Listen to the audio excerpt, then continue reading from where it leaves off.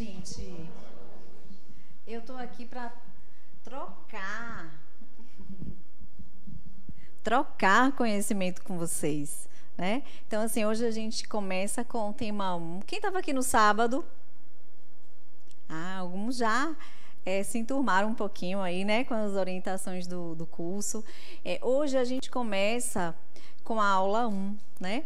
E essa aula 1 é uma aula introdutória. O ciclo 1, né, o curso básico de Espiritismo, ele é o primeiro dos 10 ciclos de estudos da ULI. Né? Então, aos poucos, vocês vão conhecendo que vocês botaram o pé numa instituição, né, de estudo mesmo, e que vai trabalhar o Espiritismo permeando com diversos outros temas. Né? Então, são 10 ciclos para vocês estudarem, e esse comecinho, ele tem uma pergunta norteadora, que é: o que vou conhecer?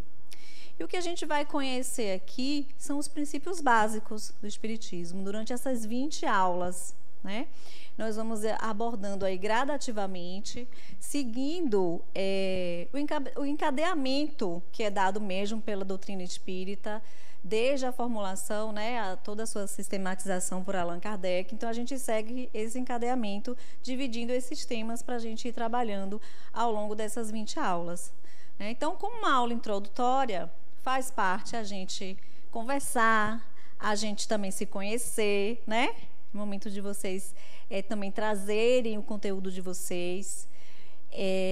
A proposta das nossas aulas não é a gente aqui trazendo um conteúdo para vocês o tempo inteiro, mas trocando.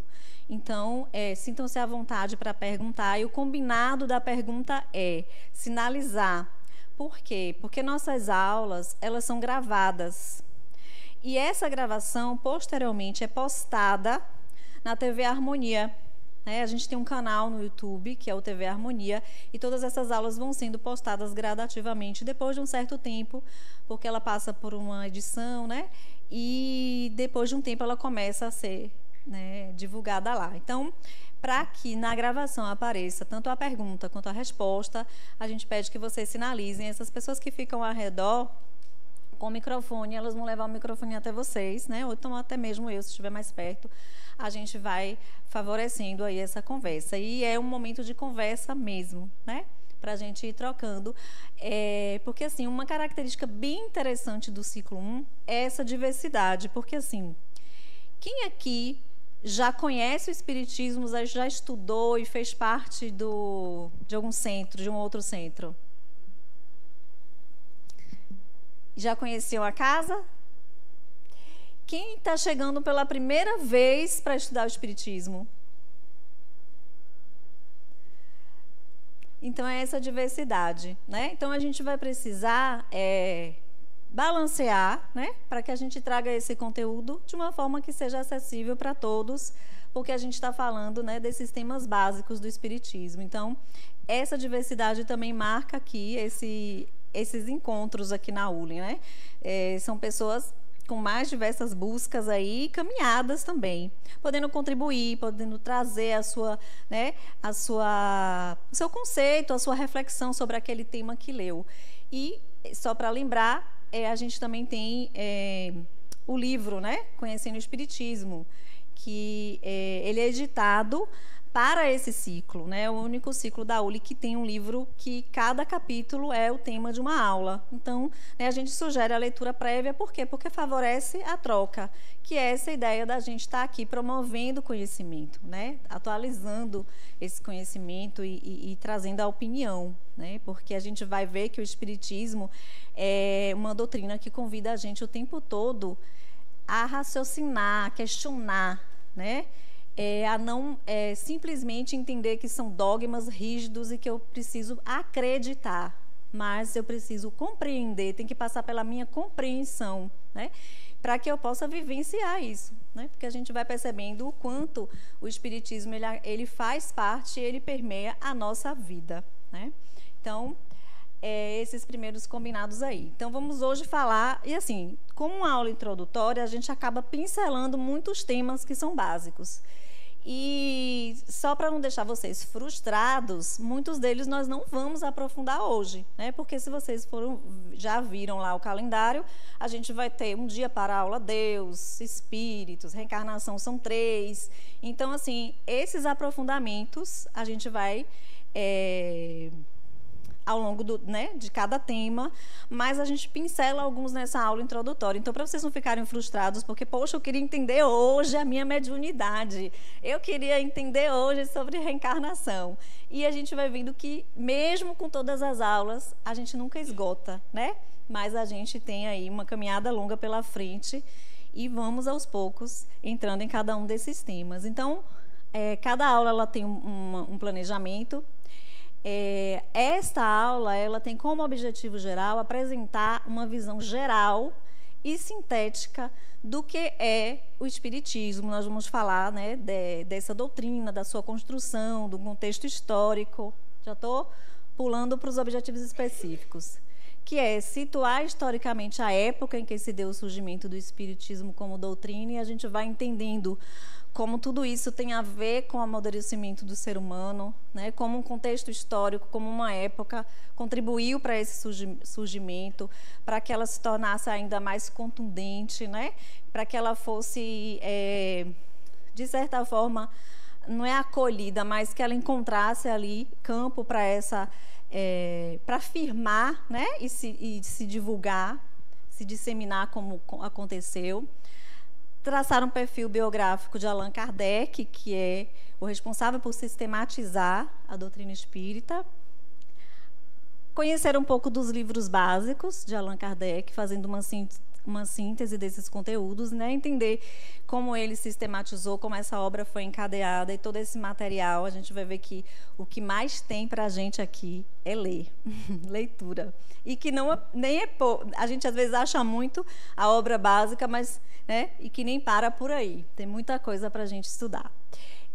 O método lógico e não explicar de modo lógico e não dogmático os princípios básicos do Espiritismo, fazer uma reflexão sobre esses princípios, né? A gente vai compreendendo que os princípios do Espiritismo, eles não eram nem tão novos, mesmo naquela época, quando ela foi sistematizada, não são novos hoje, se a gente for analisar cada um, mas o quanto a gente ainda precisa aprofundar nesses princípios, entender a natureza, né, desses princípios, o quanto eles são importantes para a gente compreender a nossa vida, a realidade que a gente constrói, que a gente vive, que a gente materializa.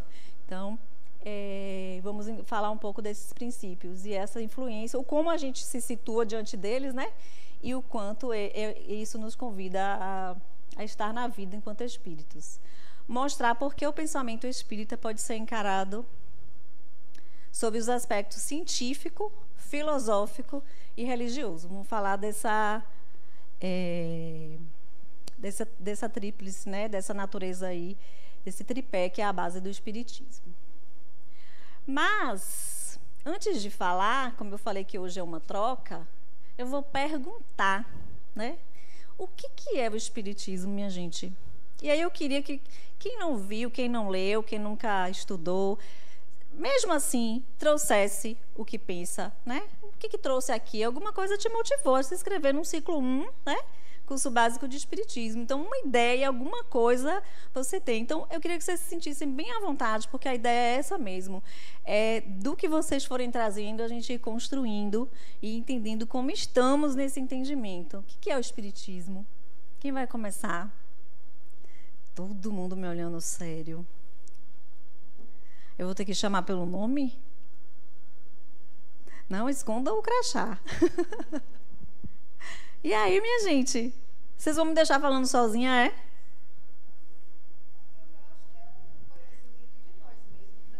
O que é o espiritismo? Eu acho que é um conhecimento de nós mesmos, né? O espiritismo para a senhora, dona Hilda, é um conhecimento de nós mesmos, da nossa essência. O que mais?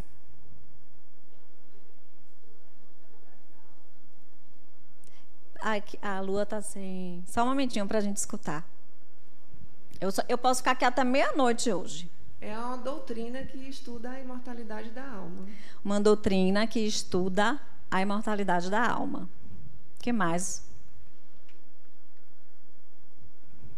Levanta a mão, viu, gente? Pelo amor de Deus. Um de cada vez, porque assim está tumultuando.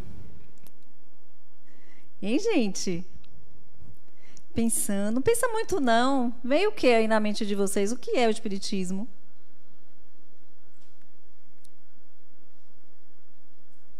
Mais nada? Nenhuma palavra? Ah, ali, ó. Tem que futucar. Boa noite. Boa. O que eu entendo sobre o Espiritismo? Primeiro que é uma doutrina. Estamos todos aqui para estudar, né, aprofundar os conhecimentos que Allan Kardec deixou para nós, mas principalmente entender como é que essa doutrina é aplicada na nossa vida.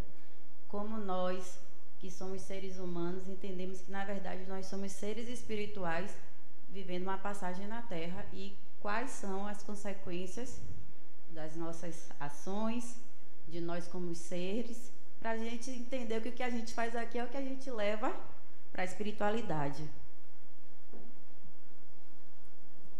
Aqui, show. Eu uso o meu aqui. Eu poderia dizer uma codificação da relação com os espíritos, a relação do nós, do eu, neste momento, em relação aos espíritos, tentando entender como essa relação se dá, com um viés de religião, de doutrina, eu não sei se doutrina, ciência e filosofia. De nós mesmos, da relação, né, com nós, relação com os espíritos e com outros espíritos. Bacana, tá vendo que tá saindo? E aí? Gente, eu queria tirar uma foto da cara de vocês. Estão com medo de espírito, não, né? Todo mundo com a cara de assustado. Vou parar de interrogar vocês. Mas eu vou trazer outra pergunta. Qual a sua utilidade? Para que serve?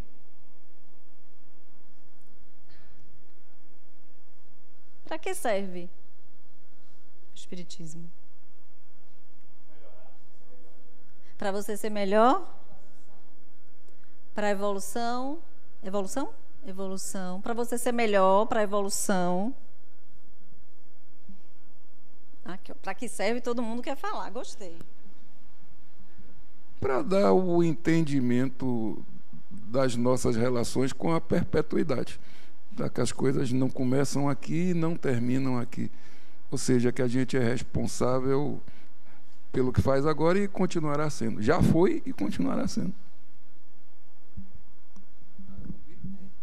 Uma vez, partindo do princípio que todos que estamos aqui, né, acreditamos que somos espíritos, surgem na nossa mente perguntas de como isso tudo começou, né? De onde viemos, como estamos hoje e para onde vamos, não somente na vida terrena, mas e depois?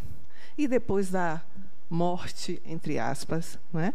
Então, é importante pensar essa perspectiva nesses vieses, né? O científico, o filosófico, o religioso, mas, acima de tudo, para que isso tenha uma consequência prática na nossa vida.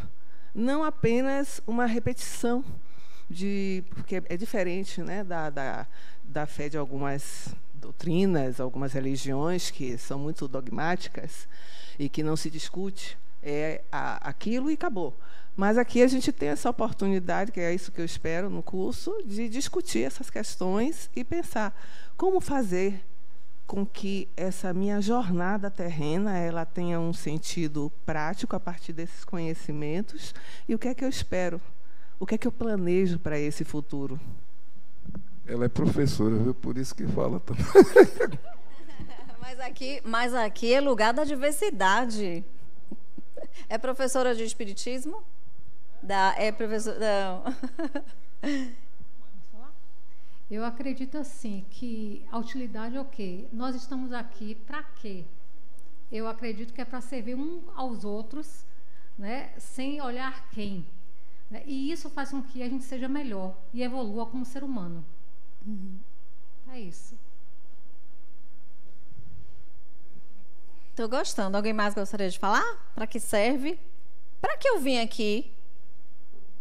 Dá uma ideia do para que serve, né, não? Pelo menos na ideia de vocês. Não? Lá atrás, Ricardo.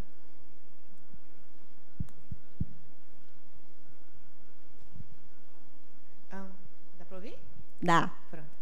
Ensinar e aprender. Ensinar e aprender. Tá vendo? A gente vai encontrar nas coisas simples e nas respostas mais rebuscadas, né?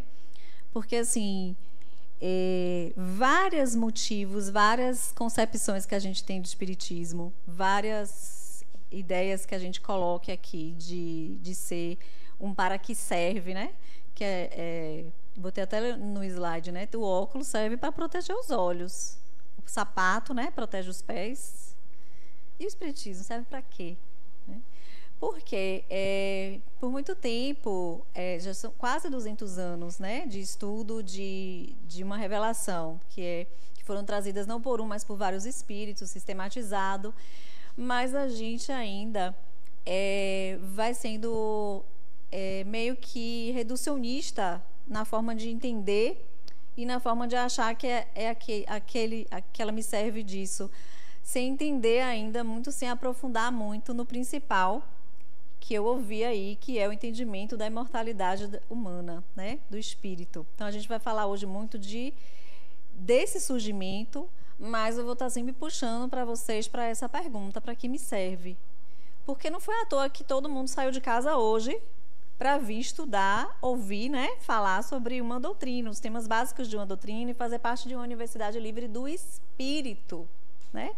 Tem muita coisa aí para a gente mexer quando a gente fala de doutrina espírita, quando a gente fala do que ela nos traz, né? Do que ela nos proporciona, para além da autotransformação, do conhecimento de si mesmo, né? Dessa busca e dessa compreensão.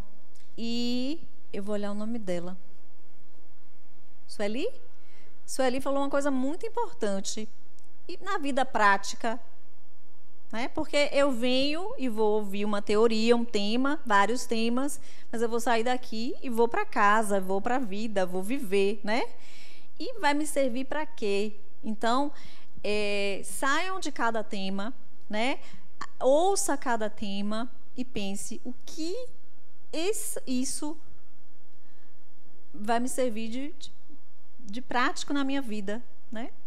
Para minhas experiências, para enriquecer minhas experiências, para enriquecer o meu conhecimento sobre mim mesmo, né? Então, eu vou trazer aqui o que está no livro básico aí de vocês, que é a pergunta, né? O que é o Espiritismo? O Espiritismo é uma doutrina que trata da natureza, da origem dos espíritos e suas relações com o mundo material. Isso a gente escutou aqui também, não foi?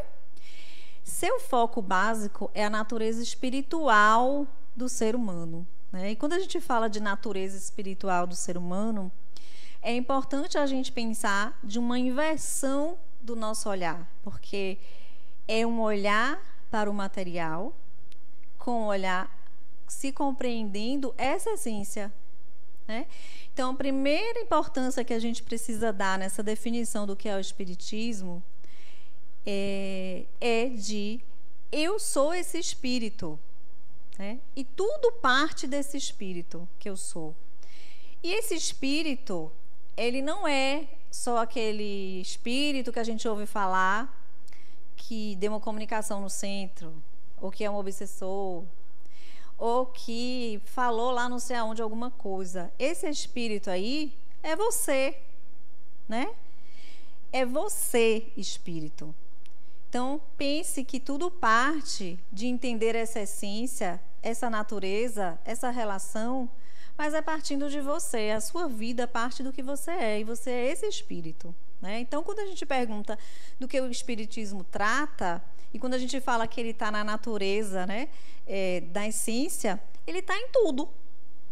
Não vai ter conhecimento, experiência, relação, né, que não esteja permeada por esses conhecimentos, porque o Espiritismo está na natureza das coisas, ele trata da natureza do ser humano. E a natureza do ser humano é que ele é um espírito. Ele é um espírito. E aí esse espírito surgiu como? Né? De onde eu vim? Para onde eu vou? Como a gente já ouviu aqui também. Aí a gente vai entrando na parte filosófica, que é esse entendimento. E aí a gente vai percebendo que tudo isso vai dando espaço para muitos assuntos, né? Quando a gente fala a vida espiritual. A vida espiritual é a vida de quem? Do espírito. É a vida do lado de lá? Não. É a vida do espírito, onde quer que ele esteja nesse momento. Porque a vida na matéria é também resultado do espírito que você é, né? A matéria é uma coagulação, ela é um reflexo da vida espiritual, né? Então, a gente, o ser humano buscou o tempo todo fora explicar quem ele é, explicar o que são as coisas, né? Buscando no externo. E quando a gente fala que o foco básico é a natureza espiritual, tudo parte da onde? Do dentro, né? Do encontro desse espírito. E quando a gente se percebe, se reconhece, a gente vai percebendo que esse espírito, essa natureza espiritual, ela está em tudo que a gente lida, estuda, né? Na física, na filosofia, na ciência, na medicina, na psicologia, né? Porque é o espírito. E a gente vai percebendo o quanto esse caminho que a gente fez, assim, olhando para fora, a gente deu a volta e, a partir de um dado momento, o ser humano começou a pensar, epa, eu nisso tudo, né? Aí esse olhar para dentro. E aí começa essa inversão, é uma inversão do olhar do espírito para o material. É definir o material a partir do espírito que eu sou, né? Então, será que a gente já dá conta disso? De entender o espiritismo nessa profundidade, nessa... Aqui. Vou te provocar. Te ver. Você perguntou, tá ali, o que é o espiritismo. E está falando para a gente o que é o espírito, porque o espírito, então eu vou te devolver. O que é o espírito? O espírito, em que sentido? Na natureza? Não, na sua... não ele... O espírito é você. Não ele depois de... Antes. Não ele depois de organizado. Antes. O espírito, ele não é matéria. Ele é princípio espiritual. Ele não é matéria. Ele é energia. Tudo tem energia, tudo é energia. Ele é semimatéria, ele não é a essência, o espírito em si, a gente não vai saber definir. Não seria energia organizada? Não é energia, porque energia é matéria.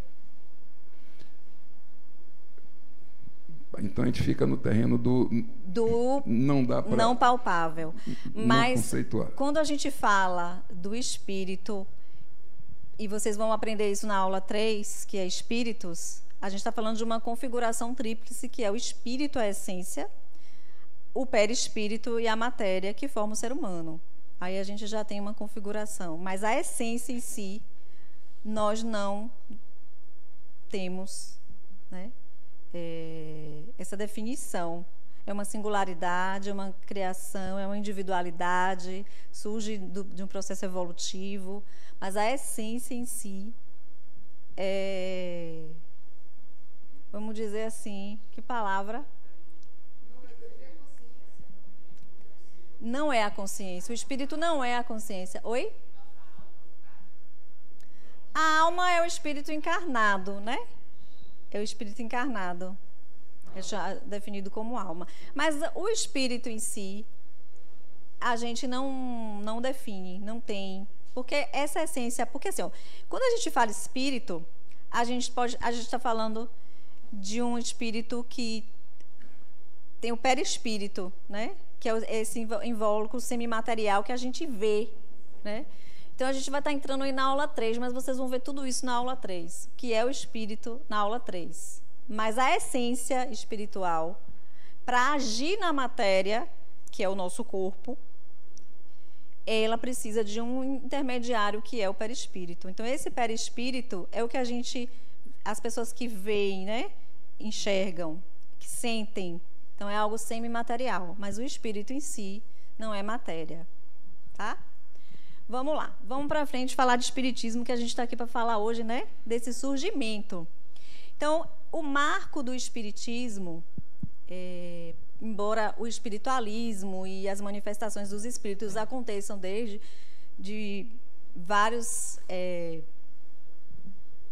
tempos aí, muitos remotos, né? A gente tem na Bíblia relatos dessas experiências, mas o espiritismo, ele tem o seu surgimento 18 de abril de 1857. Então, quando a gente fala de espiritismo, ele tem esse marco, porque foi o lançamento do Livro dos Espíritos, né? E ele marca o surgimento dessa doutrina. Pode? No microfone.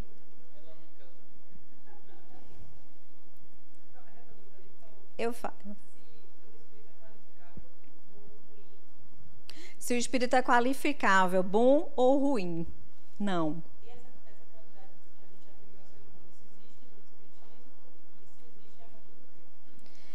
Aí a segunda pergunta eu não entendi. Qual qualidade de bom ou mal? O ser humano, a pessoa boa ou ruim? Olha, o conceito de bom ou mal a gente atribui, né, ao equívoco, à ignorância. Então, a gente acaba conceituando que não é bom quem ainda não aprendeu, não é assim? Então, o conceito do espiritismo em relação... A gente vai ouvir falar termos que levam a gente a pensar assim, o obsessor, a gente às vezes acaba estigmatizando, né? Mas no nosso entendimento é que não existe bem ou mal. Existem pessoas que não aprenderam algo. Assim como nós aqui. E eles não são... Falar de espírito é falar da gente. Da mesma forma que eles se configuram quando desencarnados, na diferença que não tem um corpo, somos nós aqui. Aqui não tem pessoas que cometem coisas que consideramos equivocadas, e nem por isso não são pessoas que podem mudar, que podem se transformar e que vão adquirir essas habilidades para isso. Então, é nesse sentido, não é um bem que o bem que é perfeito, ninguém é perfeito, né? E não é um mal que não se mude, que não possa reconhecer, aprender, integrar aquilo, né, que está agindo de forma equivocada. Então, para nosso entendimento, espíritos são pessoas, pessoas são espíritos, vivendo experiências que, nesse momento, te configuram como fora do que a gente entende que é um padrão de aprendizado, que a gente acaba pensando assim, é puro, né? É o espírito do bem, mas esse bem está muito relacionado a esse aprendizado, a essa trajetória, a esse processo evolutivo, né? Então, por isso que a evolução é um princípio importante e é o que vai fazer a gente entender esse processo de alcançar e a gente sair um pouco desse viés de moralidade, né? Porque a evolução não é só moralidade. A evolução é aprendizado, é aprender, é integrar, é ser com consciência, não por imposição, mas por consciência de si mesmo, né? Por ampliação dessa consciência e desse aprendizado. Você sinalizou alguma coisa, Luana? Não, né?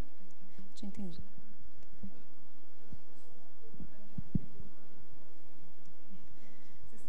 Eu repito a pergunta dela.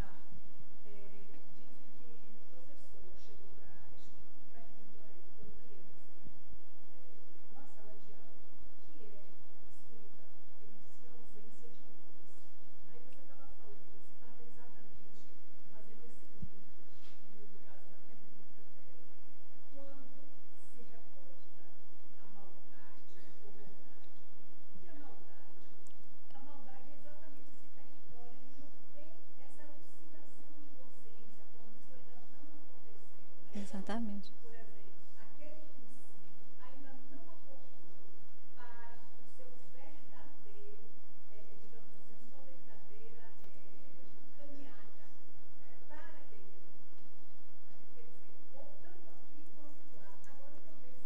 Agora você me apertou. Eu vou conseguir repetir tudo isso que você falou? Não ouviu, não. Fala no microfone. Tão interessante a fala da pessoa. Vai ter que acostumar. 20 aulas para acostumar com o microfone. É que Einstein, quando era criança, na sala de aula, o professor lançou uma pergunta no seguinte sentido: o que é escuridão? E ele disse que era a ausência de luz. Então, voltando à colocação de Lisiane, diante da pergunta da Renata, o que é maldade ou bondade? Exatamente isso, é quando não existe uma consciência que foi devidamente iluminada, elucidada, que não se encontrou ainda com a sua essência, acaba por optar por determinadas atitudes que não são ainda, digamos assim, iluminadas, né? Mas nessa coisa de iluminação não é de, sabe, mas é de que não tem consciência em si. Sim. Do que, por que está optando esse caminho.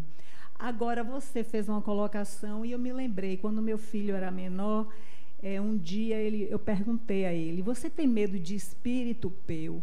Aí ele disse: eu morro de medo de espírito. Então, aí eu virei para ele e perguntei: então você devia ter medo de mim, você devia ter medo de você. Ele: por que, minha mãe? Porque somos espíritos. E eu vejo que a gente tem muita dificuldade em se reconhecer espírito, né? Inclusive, quando eu vejo alguém dizer assim: a carne é fraca, aí eu digo: gente, pelo amor de Deus, não tem nada a ver com a carne, que é exatamente o escafandro que culpa a matéria, que dá, né? Toda essa sustentação, né? Mas tão somente ao espírito, que é a essência em si. Exatamente. Então, assim, importante essas falas e essas colocações, né, para a gente ir se aproximando, porque assim, a gente lê, estuda e vai ficando como teorias. Eu acredito no espírito. Você não acredita no espírito, você né?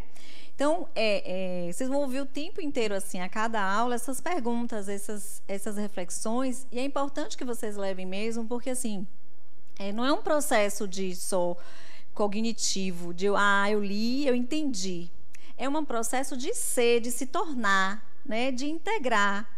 Então, integrando a consciência, se tornando consciente, de fato, as coisas vão se naturalizando, né?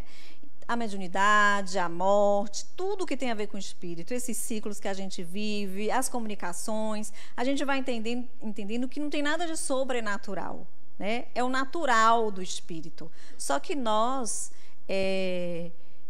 vivemos presos à matéria. A gente vive a vida muito, muito ainda permeada pelas decisões daqui da matéria, né?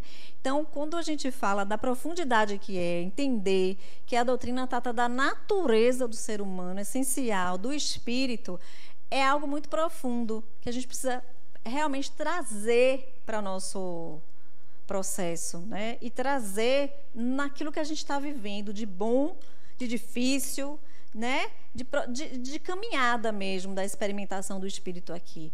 Porque a vida aqui, na matéria, ela é resultado, ela é um espelhamento do espírito que nós somos, né? Então, quando a gente fala de espírito, a gente está falando das relações sociais, daquela sociedade que a gente materializa, do processo todo que está acontecendo ao nosso redor, né? Somos nós construindo esses processos.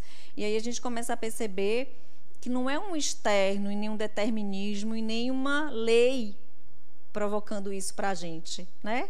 A gente começa a se sentir autores desse processo. Então, é importante. Isso é uma profundidade que a gente acha que alcançou porque acredita, ou porque leu, mas é algo que a gente precisa todos os dias refletir, pensar e se colocar nesse lugar de ser esse espírito, né?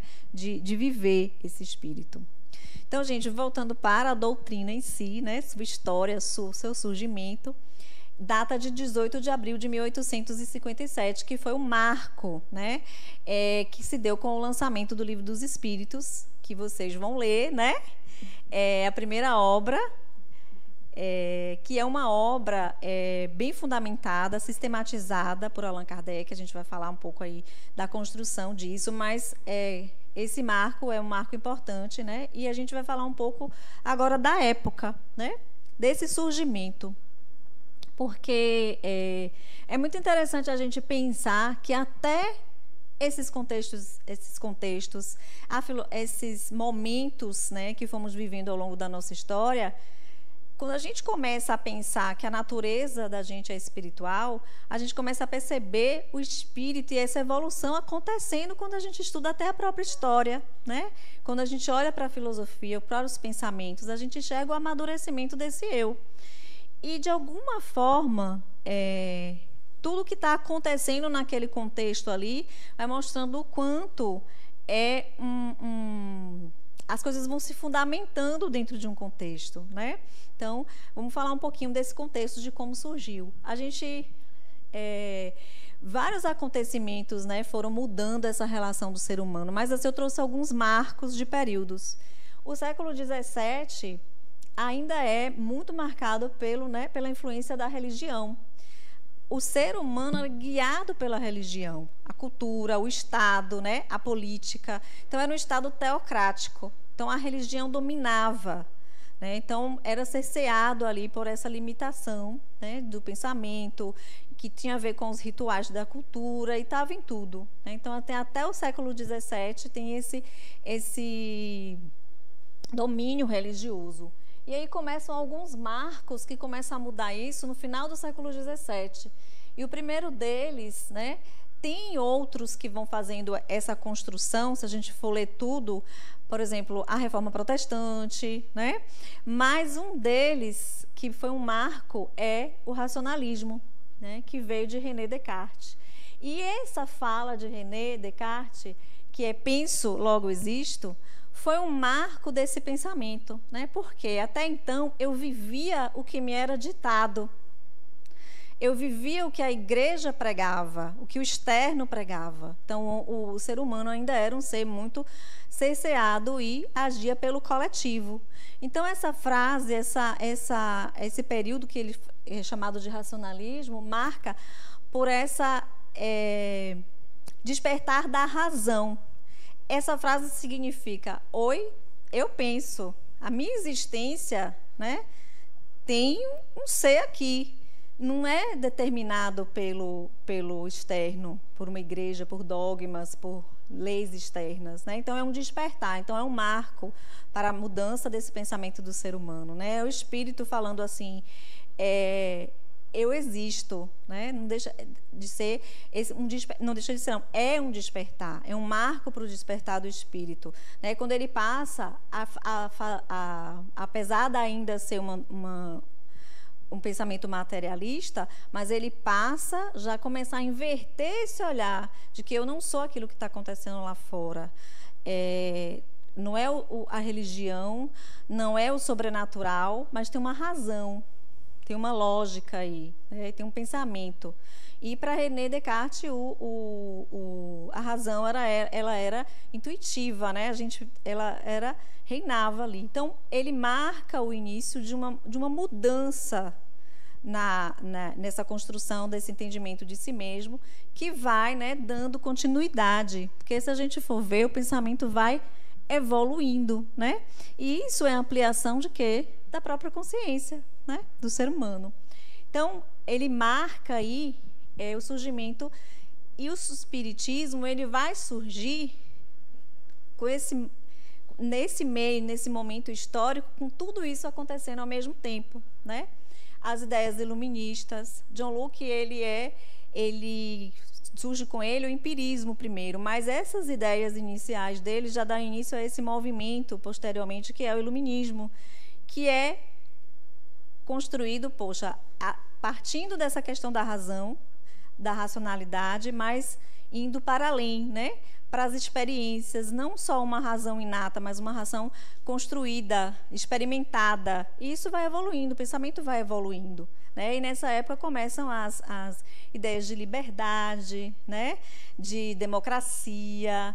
É todo um movimento. Nessa época é um verdadeiro, eu acho que eu vou chamar de caldeirão, né? De acontecimento. Está fervendo, né? Europa, muitas mudanças em todos os aspectos, culturais, políticos, né, artístico. Então, assim, é um momento de explosão mesmo, tanto que é considerado um momento iluminista, né, o século das luzes, né? Então, tem essas ideias iluministas aí. É o século em que o positivismo também, então, Auguste Comte começa a sistematizar o que é a ciência, dá uma sustentação para essa ciência, um caminho para essa ciência que deve ser experimentada, observada, testada, né? Então, ele começa a trazer a ciência como algo que daria essas respostas. A ciência responderia a essas questões, esses questionamentos todos do ser humano. Claro que são ideias também materialistas, né? Porque é uma ideia mecanicista, é uma ideia de construção do universo, da vida do homem, comparado a máquinas, né?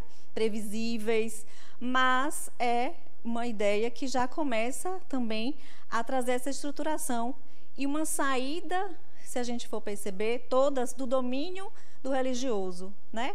E é um momento em que sai-se de um momento de inquisição, né? De um período em que a Europa, a França especificamente, era muito avessa ao religioso, não por não acreditar em Deus, mas por todos os acontecimentos e questões da Inquisição, né? As questões vividas aí por conta dessas questões da imposição da religião. Então, o positivismo, a gente vai percebendo que dentro do espiritismo, a sua estruturação tem um pouco desse positivismo, porque Kardec, né, vive esse momento e ele traz dessa forma. Então, esses movimentos vão estruturando, dando corpo e fazendo com que o espiritismo também surja de uma forma mais, vamos dizer assim, não é... Como que eu posso usar? Perdi, a palavra sumiu. Mas como ele vai se firmando pela forma como ele foi estruturado, né? Porque Allan Kardec, ele fez um sistema, a gente vai ver um pouquinho à frente, que dá esse caráter de ciência pelo processo que ele utilizou para trazer esse conhecimento. Então, tem influências desse positivismo. O Manifesto Comunista, né?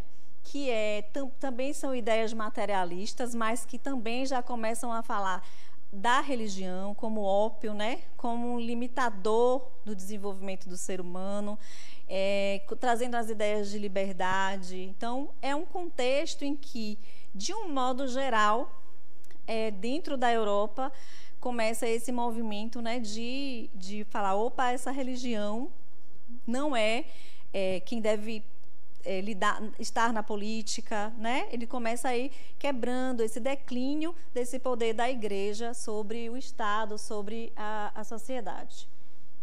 E aí ele começa com Marx, né, e Engels, e na Europa também, né? E depois do surgimento do espiritismo, surge o evolucionismo de Charles Darwin. De novo, né, uma construção da ciência negando teorias do religioso, da igreja, né? Porque aí, com as teorias de Charles Darwin, as ideias evolucionistas ali, né, trazendo que o ser humano evolui de uma espécie orgânica para outra espécie orgânica. Elas não surgiram prontas, elas evoluíram, né? E cada espécie vai transmitindo hereditariamente essas características. E o ser humano, o homem, passa a ser definido como um ser fruto desse processo de evolução, né, da matéria. Então, assim, o espiritismo vai surgir em meio a tudo isso, né? E nesse contexto europeu aí, nessa mistura de declínio da igreja, surgimento de várias ideias, a razão, né? Um movimento muito materialista mesmo, mas o espiritismo vai surgir ali nesse meio, né? Então, é esse o contexto, basicamente, principalmente na Europa. E o caminho do espírito? Quando a gente fala que está fervendo ali as ideias materialistas, a gente, ao mesmo tempo, entende que o espírito, ele não está ali esperando o espiritismo surgir, não, né? Se a gente for falar de espiritualismo, porque o espiritismo é espiritualista, né? Mas se difere e se define aí por outros conceitos, e é uma doutrina deísta também. mas a gente tem um caminho que o espírito faz, porque o espírito ele é autônomo, né? Em muitos momentos, as revelações dos espíritos se transformaram em religião. A maioria das religiões surgiram de quê? De uma revelação, né? De algo que foge ao contexto da razão, mas que fica no campo, né, do sobrenatural, da revelação, e surgem as religiões. Mas tiveram outras manifestações do espírito que não foram apenas religiosas, né?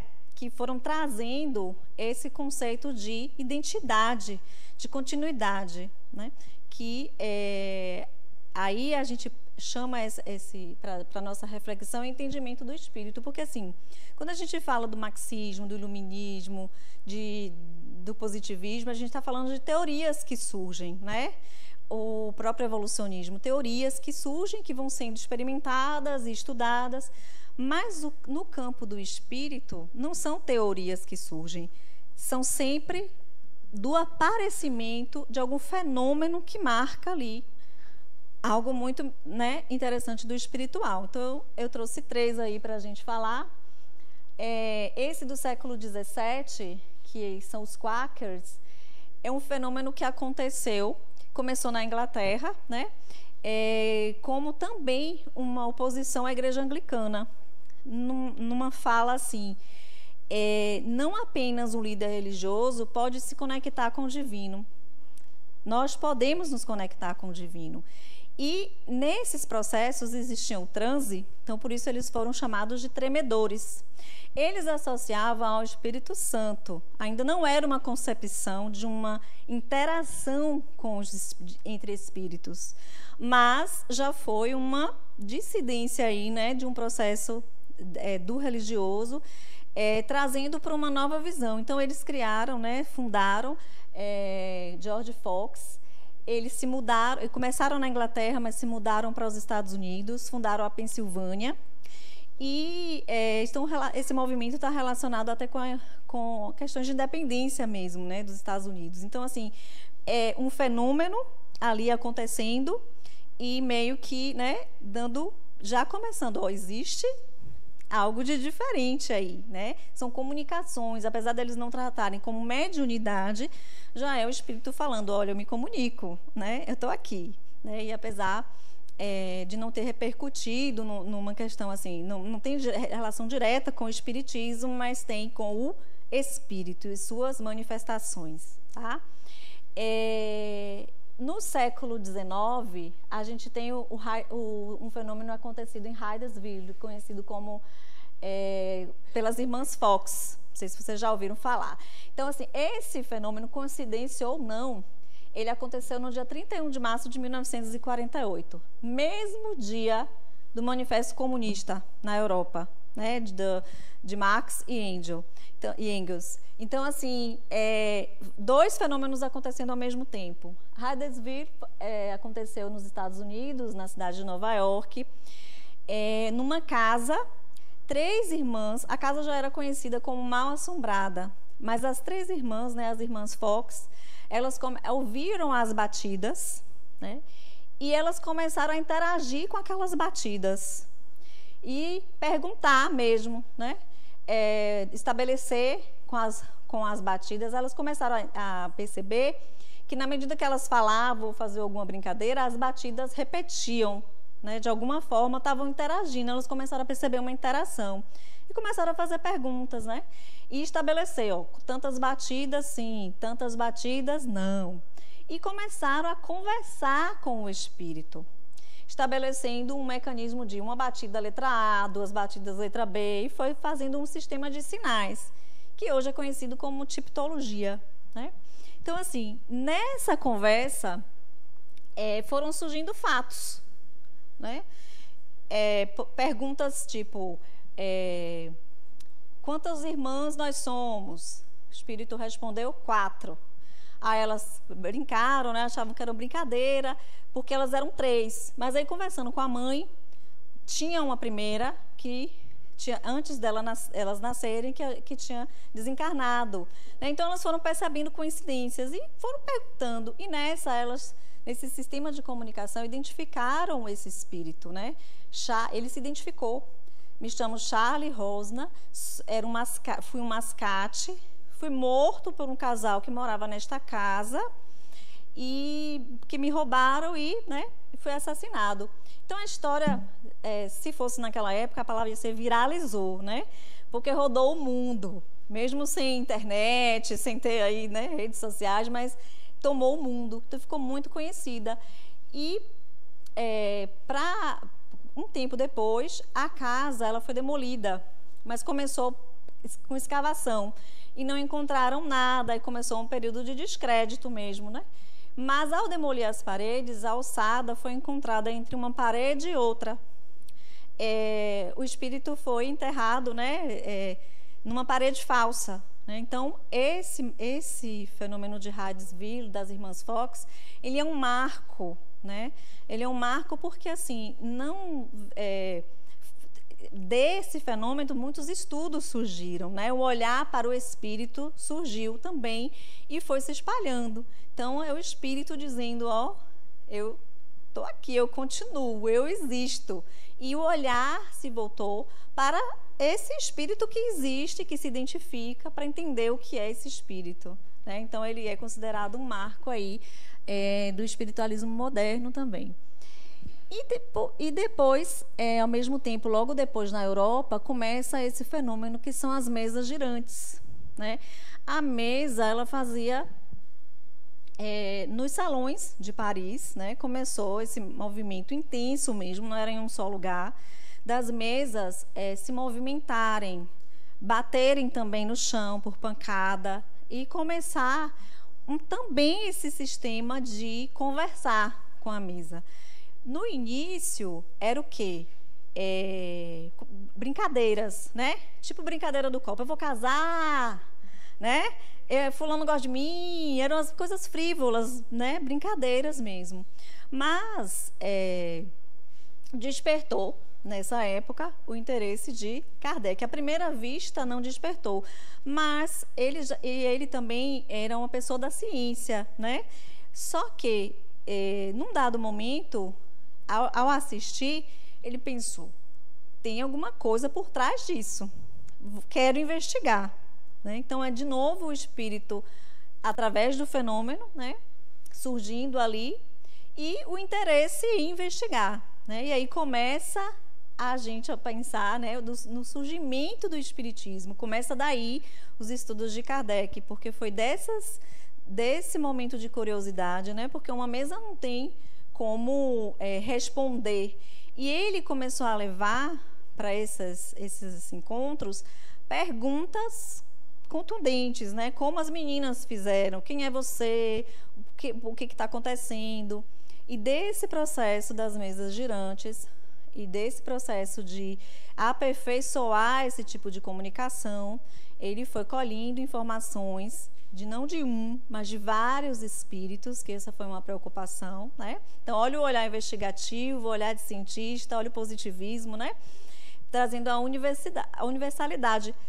Uma amostra, né? Não foi um espírito. Então, ele começou a sistematizar essas perguntas, né? Que perguntas? Então, se a doutrina espírita a gente pode pensar como um conteúdo trazido pelos espíritos, mas assim, Kardec ele teve fundamental importância na forma como ele organizou essas perguntas, como ele sistematizou, da forma, né, de investigar, de colher a mesma pergunta de vários médiuns, de vários lugares, né, não só de um lugar, e juntar essas respostas e ver a unicidade delas para compilar e formar o que a gente tem hoje, que é um livro, né? Que é o livro dos espíritos. Então, o fenômeno das mesas girantes, ele está bem relacionado aí com o surgimento mesmo do espiritismo e com os estudos de Kardec e vários médiuns envolvidos, né? Então, assim, de 1850, mais ou menos, quando os fenômenos surgiram na Europa, ele foi começar esse estudo de forma mais sistemática mesmo, mais ou menos em 1856, culminando com o 18 de abril, né? Que é a data que vocês nunca vão poder esquecer, que cai na prova, 18 de abril de 1857, culmina com o lançamento desse livro. Então, são esses dois caminhos, né? São marcos bem... Vocês vão encontrar. Então, quem foi, né, Allan Kardec? Um francês, nascido em 3 de outubro de 1804, cujo nome era Hippolyte Léon Denisard Rivail. Ele foi um estudioso, né? Ele era da área da educação, formado na Suíça, tendo como mestre Pestalozzi. Quando ele retornou para Paris, ele fundou uma escola, tem obras publicadas, né, na área da educação, matemática. Ele era tradutor também, porque falava várias línguas. Então, ele era uma pessoa influente, né, na época e tinha essas publicações. Por que ele usou o pseudônimo Allan Kardec? Né, para diferenciar, né, esse material novo, porque assim, ele não queria nem dar o nome dele a um conhecimento novo que estava surgindo, que ele não atribuía a ele, né, e que podia se misturar, né, trazer uma referência. E ele quis que a obra surgisse sem vincular ao educador, à pessoa dele. Então, ele usou o pseudônimo Allan Kardec, que, segundo, foi um nome de uma encarnação anterior dele, né? Um espírito fez nessas comunicações, ele ficou sabendo dessa encarnação anterior dele, então ele decidiu utilizar esse nome. Mas por separar, né, essa obra e identificar e marcar esse surgimento, né, que é a doutrina espírita. O que mais sobre Kardec? Ele era casado, né, com Amélie Gabrielle Boudet, ela era também professora, apoiadora dele nas questões da educação e também nos estudos do espiritismo. Então, foi em 55 que ele iniciou, né, como eu falei, e em 57 edita o Livro dos Espíritos. Que mais de Kardec? Acho que é isso. Então, essa é a pessoa, né, um educador, um estudioso, que instigado mesmo, investigou, sistematizou e se utilizou, né, desses passos aí que tem a ver com o positivismo, né, com a ciência na época. Ele tem essa influência sobre a forma como foi a sistematização. Pergunta, gente, até aí? Não? Ali. Falei que eu não ia falar sozinha e estou aqui falando sozinha. Não. É sobre a questão da comunicação, né? Uma curiosidade. É só curiosidade mesmo, porque a despeito de todo avanço tecnológico, a gente ainda fala em mesa girante. Quer dizer, é como se os desencarnados, os espíritos, vivessem num ambiente, tipo assim, um ambiente quântico, enquanto nós... Então não avançou nada. Ou eu estou enganado? Eu não entendi a pergunta. Desculpe. Olha, sobre a questão da comunicação. Sim. Né, que a gente ainda se baseia, né, a comunicação entre os desencarnados e os encarnados com base nas mesas giratórias, esses fenômenos. Sim. Que ocorreram. E, a despeito de todo avanço tecnológico, a gente não avançou nisso aí. Então, minha pergunta não é uma pergunta, é uma constatação que os espíritos, eles vivem num ambiente quântico, onde a comunicação é pensamento. E a gente não avançou nisso aí. Então, ou avançou, teve algum avanço nessa comunicação? Deixa eu ver se eu entendi bem, porque aí eu vou tentar responder. Se o senhor está falando assim, a gente ainda precisa das mesas, por que não? Avançou. Avançou assim, e desde lá, porque assim, inicialmente isso está no Livro dos Médiuns. O Livro dos Médiuns fala desse processo todo. Porque depois veio a psicografia. A psicografia já é uma evolução, você usar a caneta em vez de ficar sacudindo todo mundo numa mesa, né? Fora as comunicações que a gente tem mentalmente, né? Sim. Os fenômenos mediúnicos são são de diversas formas. Se você ler o livro dos médiuns, tem os fenômenos de efeito inteligente, os fenômenos de efeito físicos, né? Então, o livro dos médiuns cataloga tudo isso que acho que eu apertei sem querer, mas fui bem para ele. Então, assim, existe uma mudança no processo, sim, e isso tem a ver também com a educação da mediunidade. Porque quando a gente trabalha a mediunidade e educa a mediunidade, afina essa mediunidade, o médium não precisa de nada para se comunicar.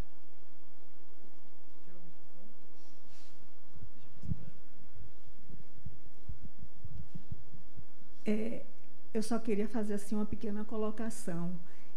A depender do ambiente, se tiver um médium de efeito físico, pode acontecer tranquilamente uma transcomunicação. Por exemplo, Sim. A pessoa está com o celular em mãos. Sim. E um espírito, se ele quiser se comunicar, ele manda uma mensagem. Psicodigitação também. Sim, psicodigitação, computador. Sim. Agora, Não, porque naquela época precisava daquele tipo de instrumento. Foi uma manifestação para chamar atenção. Foi a forma encontrada, né? A gente vai ver lá mais na frente dessas fases do espiritismo, da fase da experimentação. Tem fases em que materializações aconteciam porque precisava para mostrar. Hoje não precisa, a gente está numa fase de consolidação, mas tem uma evolução sim nesse processo. Não temos mais necessidade desses recursos, não. Pouco, a gente nem vê no centro hoje mais nada para a gente se utilizar. Exato. Houve, sim. Além das que ela falou, né, da psicodigitação, da transcomunicação, de vozes que surgem, né, nos ambientes. Eu vou deixar ela ali, depois aqui, depois aqui. A transcomunicação instrumental não é de agora, isso já tem bom tempo, né? Tem muitos estudos aí. E Kardec fala, né? Isso foi uma invasão organizada. Conan Doyle, Arthur Conan Doyle, precursor do espiritismo. Foi uma invasão organizada para aquela época, porque era a época de fenômenos, né? Para se chamar a atenção. Foi tudo, na verdade, organizado pela espiritualidade. E Kardec compilou. E interessante que você falou é a universalidade, ou seja, surgiram em vários pontos. Né, em diversos países, ele compilou aquele material. Sim. Como uma ciência observacional, né? E a gente hoje, como ele perguntou, a gente já está numa outra fase de ampliação de consciência. Né? Chamando para o eu como espírito e não como esses fenômenos que existem, nos permeiam. Tá vendo que o povo se soltou depois? Na hora que eu perguntei, ficaram tudo calados, agora está dando aula. Não, aqui primeiro, ó. Seu Augusto, depois... mas a ordem do produto no... Na verdade, eu entendo sim, o meio de comunicação vai evoluindo de acordo com a ciência, com o que a ciência nos traz antes. Mas talvez, então, daqui a algum tempo, a digitação vai ser totalmente ultrapassada, porque vai haver uma maneira que as ondas metais transmitirem a uma máquina. Isso já existe experimentalmente. Agora, o interessante, talvez, isso me despertou agora, é pensar o porquê o marco do século XIX. Quer dizer, se desde que a gente entende que o mundo é mundo, existem espíritos e o mundo só é mundo, quer dizer, o mundo, aspas, humano, aspas, a gente sabe que não é só isso. Ele só existe porque existem espíritos. Então, uma coisa está ligada à outra. Então, como é que esses espíritos antes se manifestavam? Então, não é que eles passaram a existir a partir do século XIX. A partir do século XIX, a humanidade, por algum motivo, reuniu condições de que isso se tornasse mais expressivo. Mas, desde sempre, antes da época de Cristo, já existiam os sacerdotes das diversas religiões, os videntes, sim, que eram coisas isoladas e por privilégios, as bruxas e tudo, e privilégios de alguns que detinham aquele conhecimento e também serviam não a uma coletividade, sempre a alguém a quem eles estavam ligados. Sim, então, exatamente. Assim, sempre existiu, mas sempre existiu. Não era dada a divulgação por algum motivo. Esse algum motivo eu não sei, eu não saberia. É assim, ó. Eu entendo que, primeiro, tem a questão do... Você mesmo falou, do momento estar pronto e instigar. Porque antes era tudo muito visto como místico, né? O índio, essas rituais, esses fenômenos, no livro O Espírito e o Tempo... esqueci o nome da criatura que escreveu. Depois eu lembro. Eu sou dessas que esqueço o nome e a página. Aqui tem um amigo que lembra o livro, a página, o nome, tudo. Eu falo e depois eu lembro. Mas é no livro O Espírito e o Tempo. Ele fala isso aí, né? Dessa construção, sempre existiu. Mas a gente... o psiquismo precisa evoluir para compreender, e foi um despertar de investigar, de olhar com razão para aquilo, de um olhar de ciência para aquilo, né? E não como místico, e deixei ali. É coisa de outro mundo, deixa ali. Não, peraí. Tanto as irmãs Fox já tiveram, essas meninas já tiveram, né, instigadas ali pela curiosidade, foram perguntar. Elas podiam só ter brincado, podiam ter ficado com medo, mas isso demonstra um amadurecimento mesmo, né, do próprio espírito, da própria humanidade, que já começa a investigar isso que começa a acontecer. E é assim que a gente vai construindo conhecimento, né? É assim que a gente vai descobrindo novas coisas. É aquela mente que está aberta àquele conhecimento naquele momento, né? Isso é a ampliação da consciência que a gente tanto fala do próprio espírito. A minha dúvida... Tá ligado? Minha dúvida é a seguinte: Kardec, ele era médium sensitivo ou ele apenas compilou as respostas, as perguntas? Sabe dizer isso? Ele, na verdade, assim, ele foi muito de assistir, sistematizar.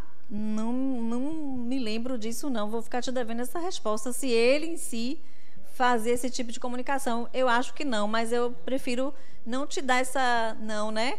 Eu acho que não. Ele tinha vários médiuns que ele acompanhava, né, investigava, ele sistematizava. Acho que o olhar dele foi mais de fora para aquela experiência. Agora, assim, médiuns todos somos, né? Eu acho que ele não se envolveu nesse processo de ele mesmo passar. Acho que ele ficou meio, né, como alguém de fora ali sistematizando, observando, da observação e experimentação. Essas são as principais obras. Retomando um pouco o que já foi colocado, retomando o que você colocou também, né?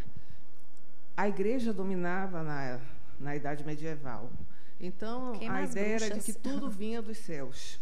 Então, o homem, para conhecer a natureza, bastava ele observar, porque ele estava de fora do processo, ele não controlava nada, porque tudo era divino, de origem divina. Exatamente. Então, no momento em que surge a gênese, então, da ciência moderna, que coloca a questão da técnica, a experimentação, a razão passa a ser a razão experimental, e o homem ele passa a manipular a natureza para conhecer. Então, ele deixa de ser esse agente externo que apenas observa aquilo que Deus mandou, vamos dizer assim. Ele agora interage com o objeto de estudo. Então, isso muda radicalmente a forma de olhar a natureza. De olhar a natureza e, portanto, a si mesmo e ao outro. Exatamente. Resumiu aí. Aqui. Complementando o que o colega colocou em relação à temporalidade do estudo do... Alô? Eita. Alô? Deve ter acabado a bateria. Tá chegando outro ali. Oi? Alô? Trazendo a questão da temporalidade, algumas vezes eu já me perguntei, como o colega trouxe ali, sempre fomos espíritos. E algumas vezes o próprio Divaldo ele traz narrativas históricas e de fatos históricos. Por que a gente não avalia essa questão e tenta mudar essa temporalidade do século XIX? O que impede que a gente possa estar retrocedendo e tendo uma leitura atemporal do espírito. Trazer de novo toda essa invasão organizada para a gente viver esse momento? É isso? Não. Esses acontecimentos do século? Não entendi. Não estão querendo deixar o homem falar. Estamos aqui. Vamos tentar de todo jeito. Aqui não querem que eu fale. Não, nós estamos fazendo um estudo do Espiritismo. Dentro dessa visão do estudo do Espiritismo, não é que a gente vá voltar à invasão, mas a gente tem uma leitura atemporal. Ou seja, por que nós temos sempre que estar estudando a partir do século XIX? Por que nós não podemos estar retrocedendo, tendo uma temporalidade, um marco temporal diferente do XIX?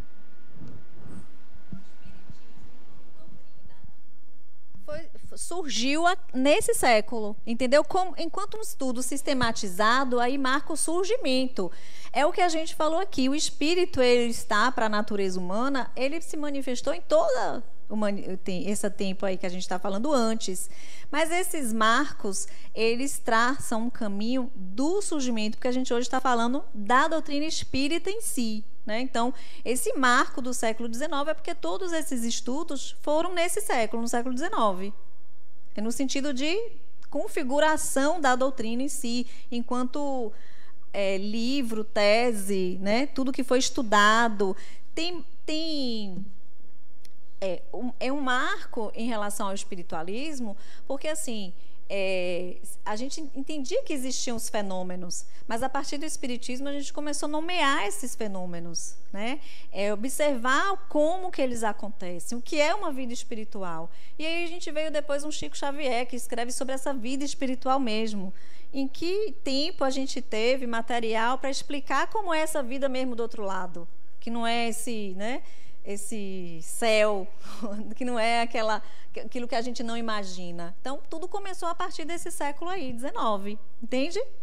Então, são esses marcos que começam a se estruturar e formar um conhecimento. Então, essas foram as 5 obras chamadas de obras básicas, não foram as únicas publicações de Kardec, né? A primeira, a gente já falou, foi o livro dos Espíritos, em 57.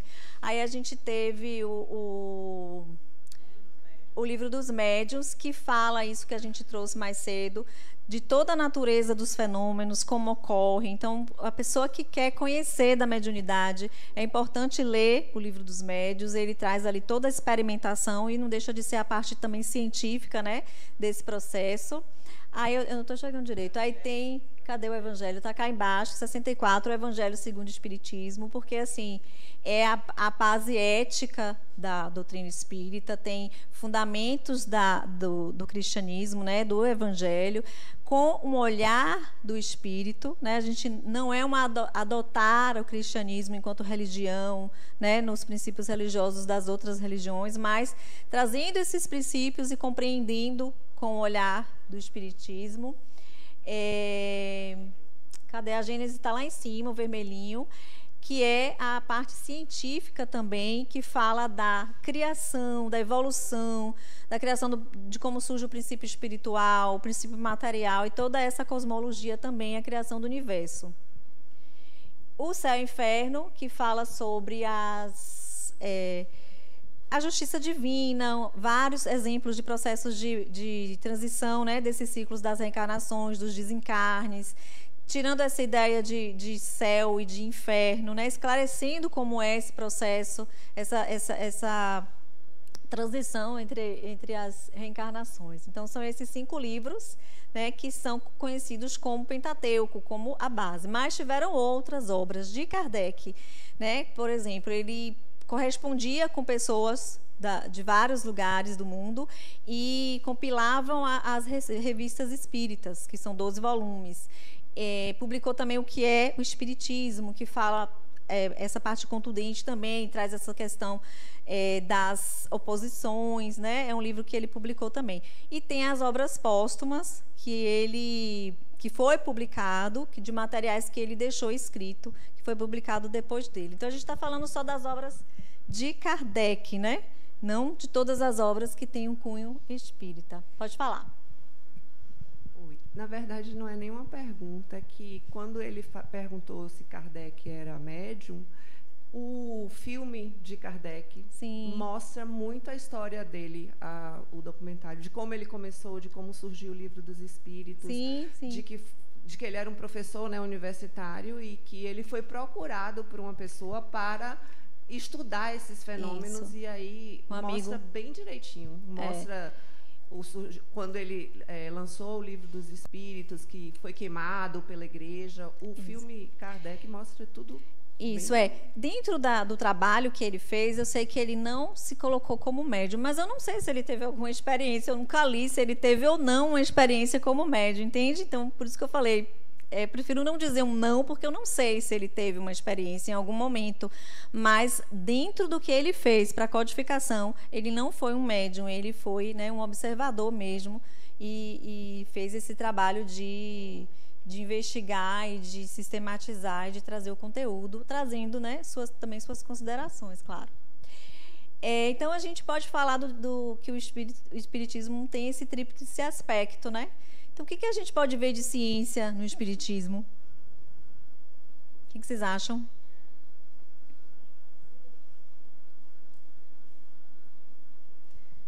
Esse estudo que a gente acabou de falar, né, da mediunidade, as experimentações, tudo isso que a gente falou aqui, que até o processo de construção, né, de tornar essa doutrina tão contundente. Interessante que Kardec ele disse assim, que o espiritismo não era uma obra pronta, que ela evoluiria com a ciência, né? Então, assim, a confiança naquilo que você está trazendo, a certeza, enxergar os fatos, ter aquilo como uma realidade, dá uma segurança de que estou trazendo algo que é da natureza mesmo do ser humano e que nenhuma ciência, mesmo que ela evolua, a gente não vai estar equivocado quanto a isso, né? E ele fala, se alguma ciência algum dia disser que está errado, fique com a ciência, né?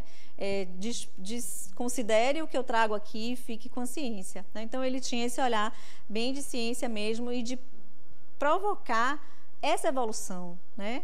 Que esse pensamento, que essa obra, que ela continue, né? E se aprofunde e faça parte desse processo de evolução do ser humano. Filosofia, porque tudo que tem o ser humano investigando, né? Essa perguntinha básica da nossa vida, que ela perguntou, né, de onde vem, para onde vai, né, uma pergunta básica aí do ser humano. Então, o espiritismo tem essa questão filosófica que, né, traz esses questionamentos e essas propostas também, né, filosófica no sentido de proposta também, de se tornar pragmática mesmo, de se tornar real, da gente vivenciar e experienciar, de fazer parte da nossa vida. Está nos nossos processos, né? E religião. Religião no sentido de buscar nos integrar com o divino, né? Integrar com o divino e não submeter ao divino e não entender o divino como esse ser antropomórfico. Vocês vão ver isso na aula que vem, Deus, né? O que é Deus para o espiritismo, a visão de Deus. E a gente vai entender que, assim, mesmo com todas essas mudanças que o espiritismo traz e nos convida a olhar com esse olhar, né, para essa essência, para essa natureza do ser humano, a gente ainda traz resquícios desse psiquismo aí, cheio de conceitos de outras religiões, de outras, né, questões que faz a gente ainda pensar esse Deus como esse ser punitivo, né? Então a gente vai falar muito disso aqui, viu, gente? Que é Deus por espiritismo. Então, religião, porque tem essa base, né? Tem como estrutura, como a gente falou ali do livro do Evangelho segundo o Espiritismo, tem como ética a moral cristã, né? Mas prega um evangelho renovado, que é também o convite para a gente olhar para esse evangelho de uma outra forma, sem tanto dogmatismo que a gente ainda carrega. A propagação do espiritismo, principalmente no Brasil, né? O espiritismo, no final do século XIX, já começou a surgir aqui no Brasil. Inicialmente, de uma forma muito elitizada, por causa da própria obra em francês, né?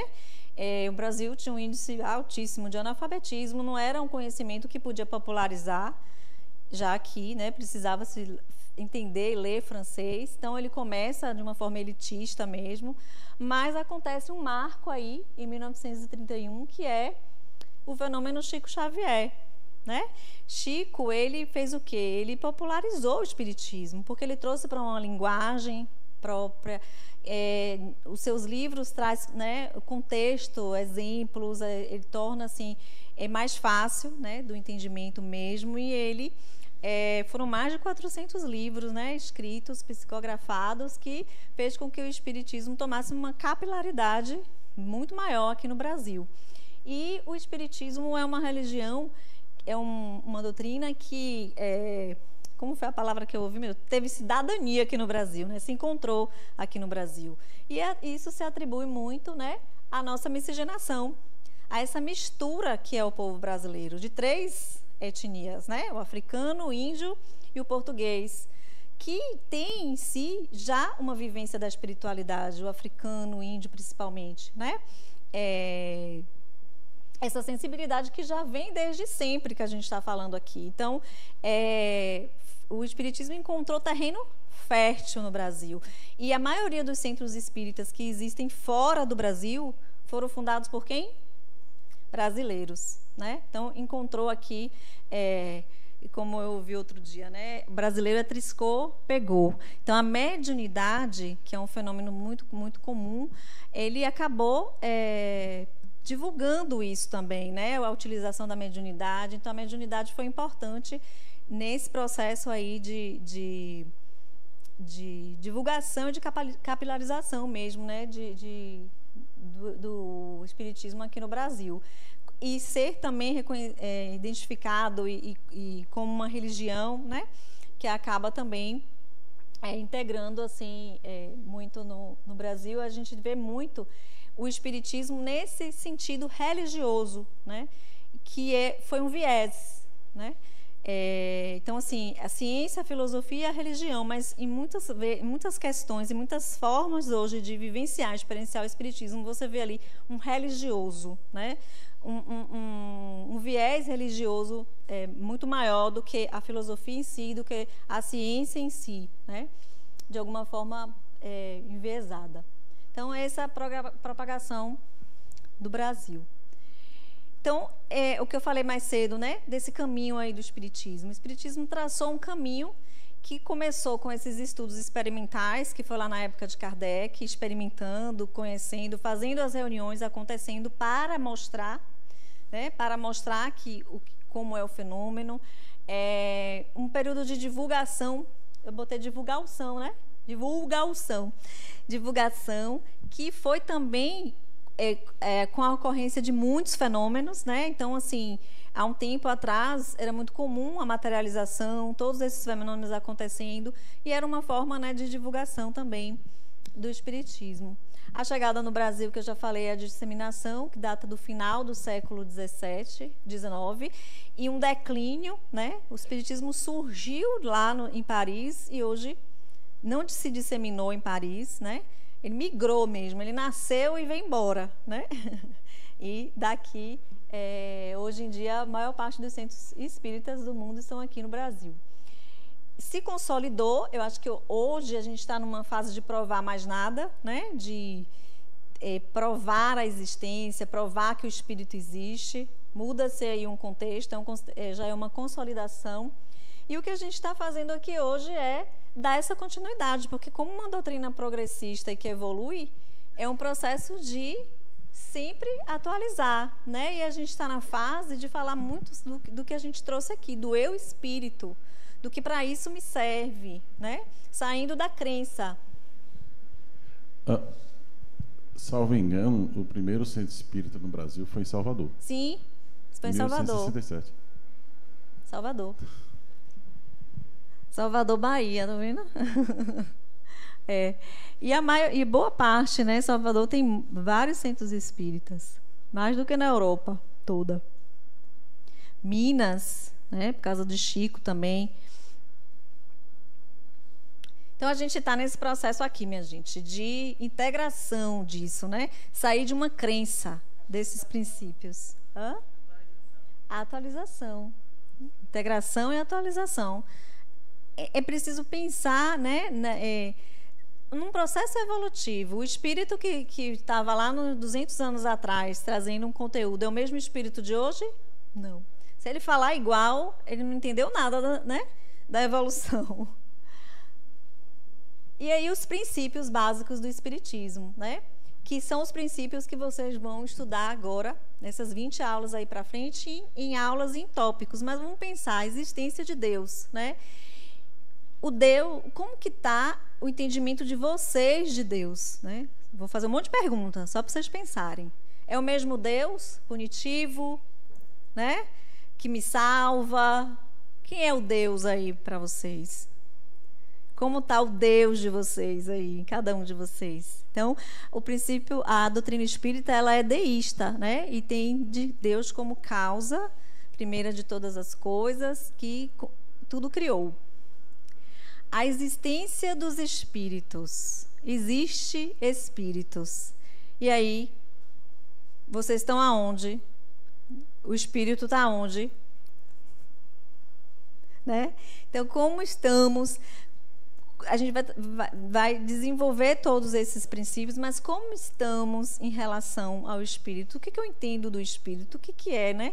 Como diz aquele negócio do Globo Repórter, de onde eles surgem, para onde eles, de como eles comem, como eles vivem. A evolução do espírito. Então, como princípio, né, da evolução. O que é essa evolução? Né? Como eu me encontro nesse processo de evolução? A gente falou muito de bem e de mal, né? Isso perpassa por essa evolução. Como eu me entendo nesse processo de evolução aí, no sentido de moralidade, de perfeição. Então, a evolução está para o espírito, né? E ela se dá através de quê? Da reencarnação. Aí a gente já vê a reencarnação como um fenômeno biológico, né? A reencarnação como algo natural do ser humano. Como um processo de educação. E como eu me vejo ainda... Aqui, ó, seu Augusto. Como eu me vejo nesse processo, né? A reencarnação como um mecanismo de aprendizado.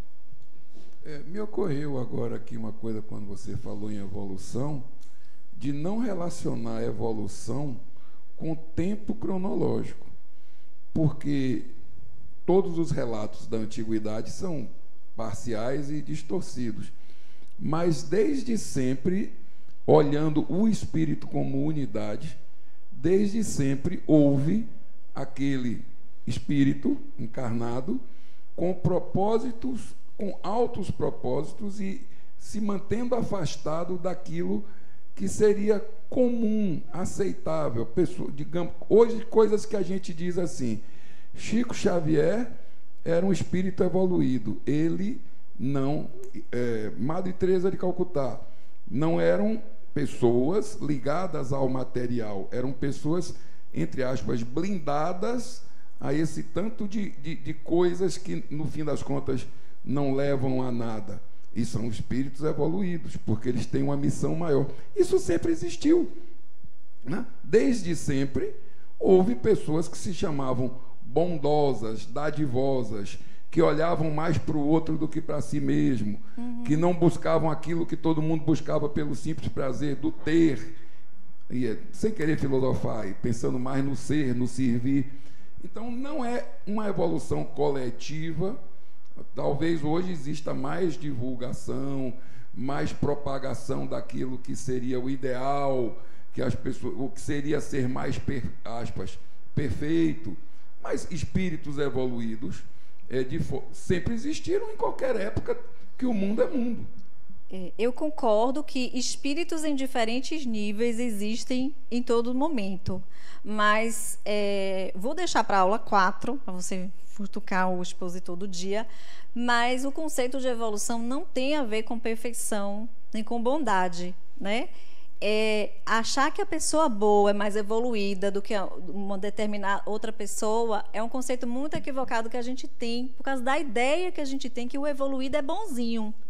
a gente vai entender que a evolução não tem a ver com ser bom. A evolução tem a ver com vários aspectos. Talvez eu tenha integrado uma coisa que ela não integrou. Então, eu estou evoluída, eu estou, né, aprendi mais num aspecto, ela aprendeu mais no outro. Mas está todo mundo aprendendo de alguma forma. Então, assim, é importante a gente repensar o conceito que a gente tem de evolução. Quando a gente fala, Chico era um espírito muito evoluído, ele se dedicou realmente, né? Mas comparar pessoas, nós não temos essa balança da evolução, não, porque a evolução se dá em vários aspectos.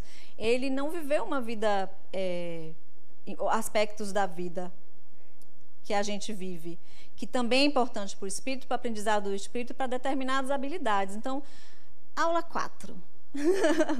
Porque a minha já está acabando, daqui a pouco o povo toma o meu microfone. Então, a reencarnação como fenômeno biológico, como mecanismo de aprendizado, e a gente vai entendendo que encarnar é aprender, é integrar habilidade, é se melhorar, não é pagar, né? Então, a gente vai entendendo cada princípio espírita e refletindo sobre cada um deles com esse olhar de espírito. Reencarnar, aprender, educar. Então, a gente vai mudando algumas palavrinhas, né? De punição, de culpa, de redenção, para aprender. A gente aprende, a gente educa, né? Mediunidade, como esse fenômeno, né, de uma ferramenta para o processo evolutivo do ser humano, que integra o espírito na vida com V maiúsculo, como Adenauer escreve, né, nos livros dele, a vida universal, a vida do espírito, que ele está imersa nessa vida que é uma só, vivendo esses ciclos, né, mas imortal, com essa continuidade. A moral cristã, como a ética, a gente já falou da ética espírita, e essa pluralidade dos mundos habitados, porque o espírito habita o universo e ele é criador desse universo, né? Então, a gente é responsável pela criação, a gente é responsável pela realidade que a gente cria ao nosso redor. Então, a gente vai mudando esse olhar de espírito para a matéria. Então, vocês vão falar muito desses princípios aí. E o ponto central do espiritismo, que é algo que a gente vai martelar muito aqui, vocês vão ouvir muito, mas eu ouvi já no comecinho, fiquei feliz quando ouvi, a imortalidade do espírito. Hoje vocês vão sair daqui com essa palavra, a imortalidade do espírito. O que isso representa para eu, espírito, nesse momento, nas minhas experiências, na responsabilidade pelo que eu construo. Quando eu olhar ao meu redor, eu me sentir esse ser fazendo essa construção, né? Então, o ponto central do espiritismo é mostrar para o ser humano a sua essência imortal, que você é um espírito imortal, né? Então, como eu estou diante do meu processo dessa identificação, eu estou na crença, eu estou sentindo, eu consigo dizer eu sou, né? Então, hoje, eu deixo como parte final aí dessa aula esse principal aspecto que o Espiritismo nos convida à autotransformação, à caridade, a entender o Evangelho, a entender Deus, a buscar essa integração com Deus, todos esses princípios. Mas tudo isso vai ser possível quando, primeiro, a gente integrar essa consciência, né? Porque integrando a consciência de que eu sou, as outras vêm como consequência. Esse entendimento inicial é necessário para entender todos os outros com a mesma profundidade, para entender Deus e sua relação com Deus com a mesma profundidade, para entender você na sua reencarnação, no seu processo, na sua evolução, para entender você como o médium, né? Para que essa mediunidade, como eu estou nesse processo, para o entendimento de vocês da vida, porque o espírito está para a vida, né? Está para a construção, está para a realização, está para a felicidade. Então, eu deixo esse finalzinho aí, essa frase, né? Você é um espírito imortal. Sejam bem-vindos à ULI.